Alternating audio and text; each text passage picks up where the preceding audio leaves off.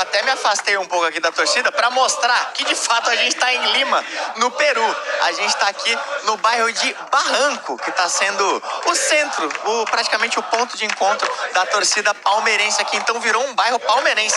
Olha aqui, mas olha o tanto de gente que veio para acompanhar o Globo Esporte aqui com a gente. Então realmente está sendo uma baita festa e a gente vai falar agora do Fortaleza, que venceu ontem o Red Bull Bragantino e complicou um pouco mais a vida do Santos, porque agora tá a 1 ponto. A gente vai mostrar o primeiro gol aí pra vocês, o gol do Barreiro, né? Que foi feito lá diante do Red Bull Bragantino, o jogo em Bragança Paulista. A gente tá mostrando aí pra vocês. E como eu disse, olha a tabela aí. O Santos já não bastava estar preocupado com a parte de cima, agora tem que começar a ficar preocupado com a parte de baixo, porque o Fortaleza encostou no peixão. E por falar em Santos, vamos falar com o Murilo Tauro, né, ao vivo, que assim, a gente tá nessa, e aí, o Neymar não joga mais esse ano, vai pro sacrifício. Murilão, conta pra gente, e aí, o Neymar vai pro sacrifício ou não vai? Fala, Fredão, boa tarde para você, para todo mundo ligado no Globo Esporte, para toda a nossa equipe aí em Lima, no Peru. Eu sigo aqui em Santos, lógico, para falar do Neymar. Não dá para cravar se o Neymar joga ou não amanhã. O que a gente sabe é que o Neymar tem um incômodo no joelho esquerdo. Terça-feira fez um exame médico, a lesão foi constatada, uma lesão no menisco do joelho operado, e a orientação médica é: não treina, não joga. Mas como é o Neymar que manda aqui no Santos, ele faz o que ele quer, foi treinar ontem, foi a campo ontem, deve ir a campo hoje no treino da tarde também, e amanhã ele quer estar à disposição do Vojvoda para o jogo contra o Sport. A vontade do Neymar é ajudar o Santos a sair da zona de rebaixamento, é estar à disposição para o jogo contra o Sport, contra o Juventude e contra o Cruzeiro, mesmo a orientação médica sendo diferente, sendo outra. O Neymar deve convencer o Vojvoda a estar pelo menos relacionado, pelo menos no banco de reservas. A gente vai descobrir amanhã se ele estará ou não à disposição. Quem está fora com certeza é o Escobar, não joga mais, tem uma lesão na coxa direita. Escobar fora da temporada 2025. Volto contigo, Fredão. Boa, Murilão, obrigado pelas informações, meu querido. Com todas as auditorias, né, presentes ali, né, transparentes, para que o dinheiro não passasse pelas mãos do clube, fosse direto para abater juros, especialmente, né, amortizado, né, as parcelas da Caixa, e foram arrecadados mais de 40 milhões de reais, mesmo assim, menos de 6% da dívida, que bate na casa aí dos 700 milhões de reais. Então, se você pensar, uma torcida, cara, doou 40 milhões de reais, não é pouca coisa, não. Mas, infelizmente, a dívida era muito grande. E o torcedor, mesmo que o Corinthians tenha muito, ele não teve crédito, né, nas pessoas que hoje gerem o clube. Hoje e ontem, né, para poder destinar qualquer tipo de valor. Então, infelizmente, ficou muito abaixo. Inclusive, a vaquinha ela teve um fim antecipado. Essa vaquinha, cara, e assim, posso falar para vocês nos bastidores assim que rolou até um certo constrangimento, assim, sabe? Porque muita gente defendia a causa, queria, e o clube não abraçava, cara. O clube não, de maneira alguma, falou: não, vamos lá, vamos ajudar, vamos quitar e tal. O clube não falava sobre o assunto. Então, assim, não tem como, né? Não tem como. O torcedor não sentia veracidade, sei lá, ou confiança para poder investir, e o que é uma pena, porque era um projeto sério, que se houvesse realmente a arrecadação suficiente, o Corinthians hoje teria um estádio. Mas claro, eu não estou nem cobrando isso do torcedor, seria muito difícil, é um valor muito alto a ser arrecadado. E não é uma conta que o torcedor tem que pagar. Mas enfim, foi um projeto bacana e que infelizmente não aconteceu, mas também por conta de todo o contexto que vive o clube atualmente. E é uma campanha que ela foi prorrogada até o final do ano e que foi interrompida abruptamente na noite dessa quarta-feira, inclusive, no dia 26, né? No dia 26, na noite dessa quarta-feira, às 11h59. E segundo me falaram, a prorrogação ela teria acontecido só até o meio do ano. E muita gente entendeu que seria até o final do ano. Então, quando eles entenderam que houve uma divergência, eles decidiram encerrar.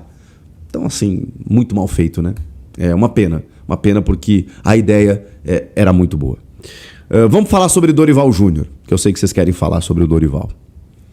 Cara, o Dorival, eu não tenho uma opinião formada ainda, de verdade. Eu não tenho uma opinião formada. Talvez vocês tenham. Porque o Dorival, ele não conseguiu fazer um trabalho auspicioso, um trabalho que enfim, que enchesse os olhos, que a gente dissesse assim, pô, não tem nem sombra de dúvida, tem que renovar com o cara. Eu não consigo chegar a essa conclusão. Mas eu também não consigo dizer que o trabalho é ruim, porque eu preciso entender cenários. De que maneira esse trabalho foi realizado? Sem contratações, mesmo com todos os problemas, chegando numa semifinal de Copa do Brasil. E esse mesmo com todos os problemas não é pouca coisa. A gente está falando de um clube que, cara, ninguém passou o que o corintiano passou esse ano. Por mais problemas que o seu time possa ter, ninguém passou o que o corintiano passou. A gente está falando de impeachment. A gente está falando de uma dívida de quase 3 bi. A gente está falando de presidentes que estavam há poucos meses sendo denunciados no Ministério Público, com investigação da Polícia Civil. Então, assim, a gente está falando de problemas gravíssimos. Reforma de estatuto, com... eu ia dizer canetada, né? Não é... Como é que fala?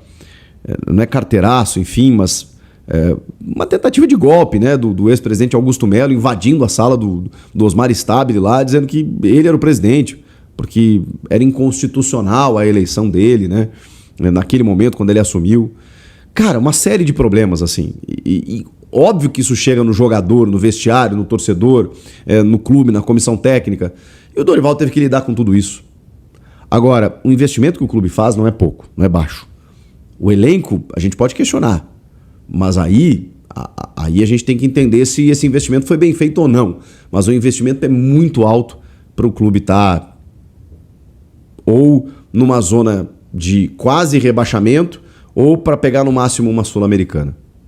De chegar no nível dos 45 pontos, faltando 3, 4 jogos para terminar o ano. É muito pouco. É muito pouco. E se ganhou o Paulista esse ano, não era com o Dorival. O Dorival chega depois. Então, assim... mas é um Dorival que leva o time até uma semi da Copa do Brasil. Se ele ganhar a Copa do Brasil, mesmo que no Flamengo ele tenha vencido e tenham demitido ele, ou não tenham renovado com ele, eu acho que naturalmente ele acaba permanecendo, porque aí ele ganha uma moral absurda, né? Ganhar uma Copa do Brasil, olha, no meio de tudo isso, terá sido um feito. Independentemente da forma, terá sido um feito. Agora, se ele for eliminado pelo Cruzeiro, não tem como. Aí vem o pacote, né? Vem o pacote de uma campanha no Brasileiro muito irregular. Inclusive, de muita oscilação e dos jogadores jogando alguns jogos bem, outros muito mal. E isso também tá na conta do técnico, né? Eu sei que tem muito jogador ali que se acomoda, mas... E o comandante? E o treinador? Serve para quê? Para fazer o plano tático, mas também ele precisa mobilizar o grupo de jogadores. E não me parece ter conseguido em vários momentos do Brasileiro. Então essa análise ela vai ter que ser feita ao final do ano, não tem como. Mas o Osmar Stabile, diferente de mim e você, já tem a decisão dele. Porque nessa entrevista, né, que a gente falou até no vídeo de ontem, sobre outras questões que ele abordou lá no lançamento dos sorteios da Copinha, ele usou a seguinte frase sobre o Dorival. Tenho que respeitar o técnico que está hoje, que é o Dorival. Ele é o técnico que está trabalhando conosco, está atendendo às expectativas dentro das possibilidades. E é o Dorival que continuará conosco. Entendo que ele deve continuar para o ano que vem. Acho que não há margem para discussão. Pode ser um discurso protocolar, mas cravar com tanta firmeza assim, entendo que ele deve continuar para o ano que vem, tá mais do que claro, né, gente? Que a pretensão do Osmar Stabile, que tem um transfer ban para resolver, que tem outros problemas para resolver, é de continuar com o Dorival. Na mesma entrevista ele foi questionado sobre o Memphis e ele disse que a informação que passo para vocês é que vamos cumprir o contrato do Memphis Depay da forma como está hoje. Não temos por que conversar sobre distrato com o Memphis. Muita gente especula, né, por conta dos altos valores, mas o Stabile não refuta esse tipo de coisa. Depois é óbvio que vai precisar repensar muita coisa, né? A maneira como hoje está o contrato do Memphis, e olha que eu defendo o Memphis pra caramba. é muito danosa para o clube, pela condição atual do clube. Então, o Memphis tem contrato até o meio do ano que vem e depois disso não deve renovar, a menos que ele aceite reduzir muito a pedida. E não vai fazer isso. Não vai fazer isso porque acho que o contrato já foi bem generoso com ele. Ele fazendo os seus golzinhos lá na seleção da Holanda, visando uma Copa do Mundo, e vai ser bem o período da Copa, provavelmente ele vai conseguir algum clube para se colocar no segundo semestre do ano que vem. Mas isso é mais pra frente, né? Vamos mirar janeiro aqui, que é o que tá mais perto da gente. E segundo o Stabile, o Dorival deve continuar. Você já tem uma definição sobre isso? Quer pensar mais? Se ganhar a Copa do Brasil, beleza? Ou você já tomou sua decisão? Vai ou não vai? Quero ouvi-los. Tô curioso. Comenta aqui, inscreva-se no canal. Eu volto na próxima. Tchau. Fala, fiel. Somos do canal Gavião do Corinthians e hoje chegamos com uma notícia que pode mexer com os rumos da temporada e até mesmo com a história do clube. Então já vai se inscrevendo aqui no canal, deixando aquele like maroto e ativando o sininho para não perder nada, porque o que vamos falar agora é simplesmente bombástico. Bora lá! O nome da vez é Lucas Paquetá, isso mesmo, o meia que brilhou na Europa. Vestiu a camisa da seleção brasileira, mostrou toda a sua categoria e agora está de volta ao Brasil. Segundo informações do jornalista Antônio Carlos, o destino dele pode ser o Parque São Jorge, vestindo o manto sagrado do Timão. Paquetá se encaixaria como uma luva no esquema do Corinthians, podendo ser o maestro da equipe, aquele jogador que pensa o jogo, que dá ritmo, que conecta defesa e ataque, além de ter faro de gol e qualidade para decidir partidas. A negociação, claro, ainda depende de ajustes, de valores salariais, tempo de contrato, bônus, mas a informação que chega é de que o Corinthians está mesmo empenhado em tentar viabilizar esse negócio, porque entende que a chegada de Paquetá seria estratégica não só dentro de campo, mas também fora dele. Estamos falando de marketing, de retorno de imagem, de impacto na torcida. A Fiel, que já é apaixonada e comparece em peso em todos os jogos, teria ainda mais motivos para lotar a arena, para cantar ainda mais alto e empurrar o time rumo às vitórias. E se a gente pensar na carreira do jogador, faz todo sentido essa movimentação. Paquetá passou por clubes importantes, como Milan, Lyon e West Ham, aprendeu com diferentes estilos de jogo, ganhou maturidade e agora estaria pronto para assumir um papel de protagonista em um clube que respira pressão, raça e paixão como o Corinthians. Imagina só ele chegando no vestiário, vestindo o manto, entrando em campo com a arena lotada, a torcida enlouquecida, cantando sem parar, seria de arrepiar e daria uma moral absurda para o elenco todo. Aqui no canal vamos seguir acompanhando cada passo dessa negociação, trazendo todas as atualizações e deixando vocês sempre por dentro de tudo. Então não esquece de se inscrever, de deixar o like, de ativar o sininho e de compartilhar esse vídeo com os amigos corintianos, porque se essa notícia se confirmar, vai ser explosão no Parque São Jorge.